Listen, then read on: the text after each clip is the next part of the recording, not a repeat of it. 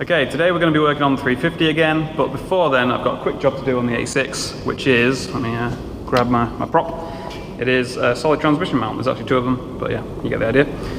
So yeah, it's a solid mount for the transmission. I'll show you what the standard mount looks like quickly. Right, yeah, that you can see there, that black bit is a white line bushing that I've already replaced the stock bushing with. So it's stiffer than stock already, but now we're going to go full solid mount.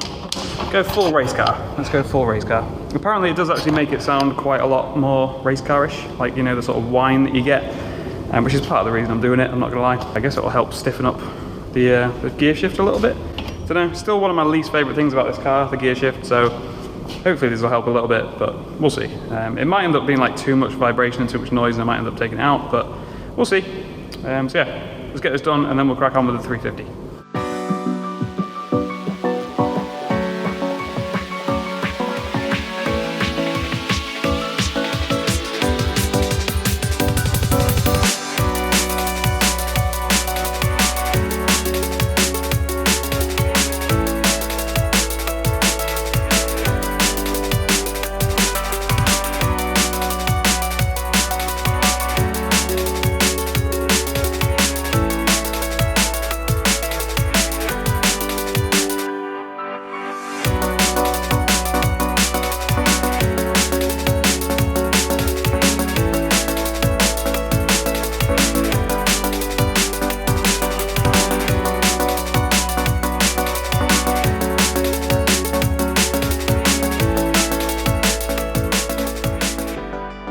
Okay, so just before we get started with the 350 stuff, I thought I'd just give my impressions of the solid transmission mount. It's really loud, a lot of vibration.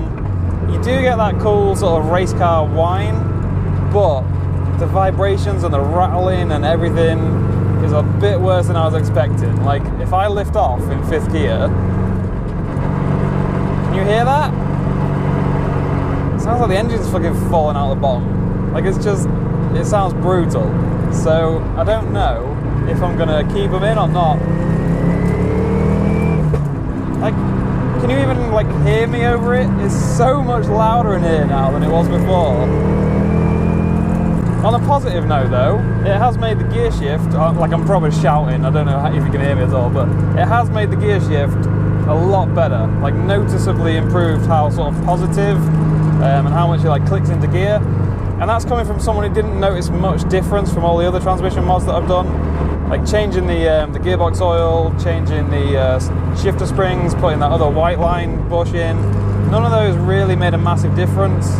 Again, I don't know if you can hear me at all. But this has made a noticeable difference. It like clunks into gear nicely now. So yeah, I want to keep it in for that reason.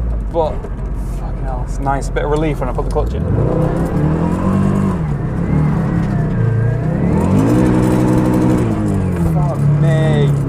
Yeah, that sounds bad when it's on a limiter now.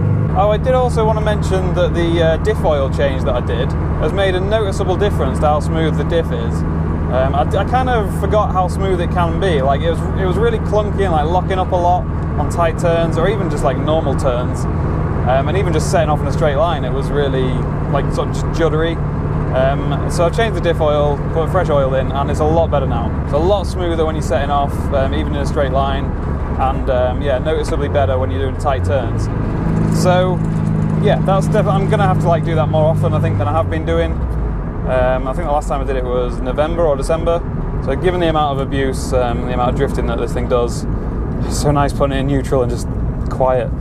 Yeah, given the amount of abuse this thing gets, it's probably gonna have to get done a bit more often than that. So something to note for future.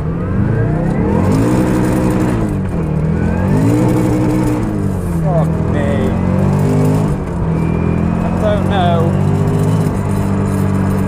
I don't know if I can live with this. As much as I want to, it's a bit harsh. Like on drift days when you're just hitting the limiter constantly, like I only hit it for like a couple of seconds there. On drift days when you're just on it all the time. Although to be fair, you shouldn't be on it all the time. That's just me not having enough grip. Anyway, I'm waffling on now. Let's get back to doing 350 stuff. I think the first thing I'm going to do is finish off the oil temperature and pressure sensor. So finish off all the wiring for that and get the gauge mounted. So yeah, let's go do that.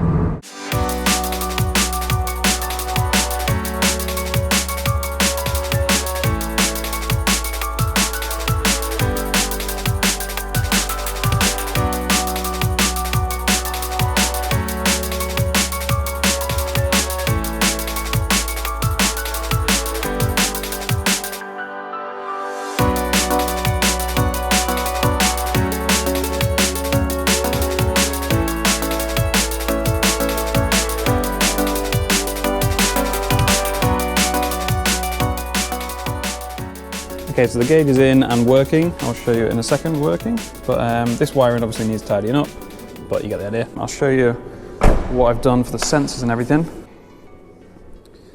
All right, so I don't know how well you can see this, and it is a bit of a mess. I'll probably tidy it up at some point, but it works. Right, we've got the temperature sensor in the side of the sandwich plate. I don't know if you can see that really in there. That yellow bit sticking out the side of the oil sandwich plate. That's the temperature sensor, so that's where it picks that from. The oil pressure sensor was a little bit more to it, but not much. Basically, this was the stock oil pressure sensor here.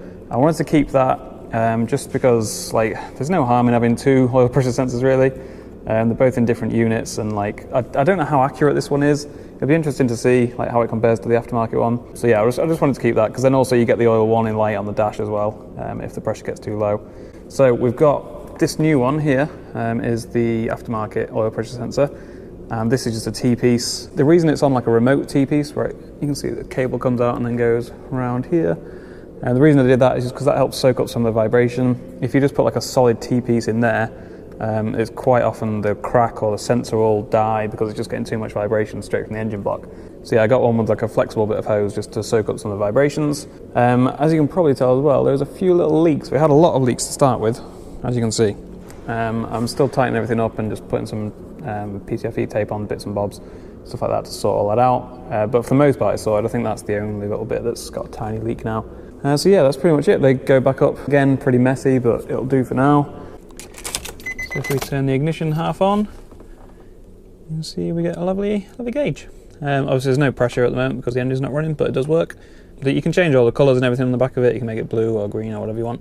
I've just gone for white because I think it'll not be too annoying when it's dark outside. But yeah, it all works. So we'll call it a success, and I'll get around to tidying all this up in a minute.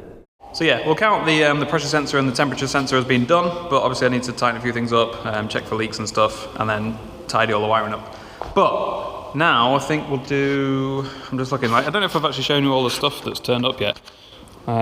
Exhaust, harnesses, two-way diff, wheels. I know everyone's going to be like, oh, you should have got different wheels. I don't care, all right? They're just drift wheels. I don't really give a shit. Oil for the transmission. Oh, we could do that. Let's do that. That's nice and easy, isn't it? We'll do that in a minute. Brakes, let's do them as well. We'll do some brakes. Coilovers, I'm going to do next week with Bald Yoda, I think. They're brakes for the BMW. We'll do them at some point. And sway bars. I did actually try and undo some of the sway bar bolts, and they are tight as fuck. So yeah, might have to get a blowtorch on them. But yeah, I think for now we'll do transmission flush and brakes. Let's go.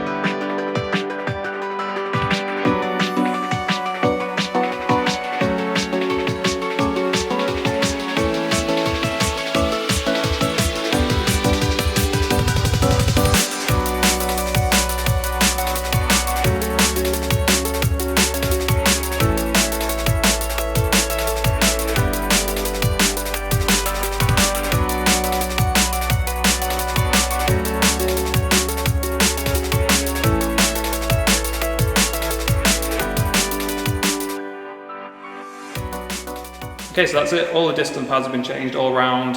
They're the Stop Tech distant pads, if you didn't notice on the packaging, that's what I've gone for. And it all went smoothly apart from this one. This one was a proper ball ache because the two bolts that hold the caliper onto the hub or the knuckle, whatever you want to call it, they just would not go back in. They were like really cross-threaded and really like mangled inside the thread of the actual carrier or caliper.